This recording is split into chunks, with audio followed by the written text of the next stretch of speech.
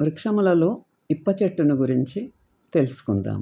ఇప్ప చెట్టు ముఖ్యంగా ఆంధ్రప్రదేశ్, బీహారు, గుజరాత్, ప్రదేశములలో అడవులలో పెరిగే చెట్టు. ఇది అక్కడ విస్తారంగా పెరుగుతుంది. ఇది సాధారణంగా పొడిగా ఉండే రాతి నేలలో బాగా పెరుగుతుంది.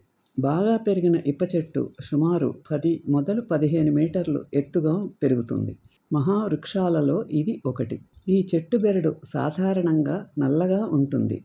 ఒక్కొక్కటి బూడిద రంగులో కూడా ఉంటుంది. చెట్టు బెరడు, దీని ఆకులు బాగా దళసరిగా, సూదిగా ఉంటాయి. ఆకులలో ఈనెలు బాగా కనిపిస్తాయి.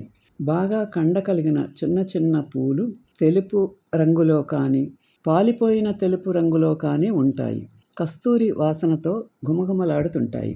దీని కాయల్లో పెద్ద పెద్ద గింజలు ఆకుపచ్చగా ఉంటాయి. బాగా పండినప్పుడు గింజలు పసుపు రంగుగా మారతాయి.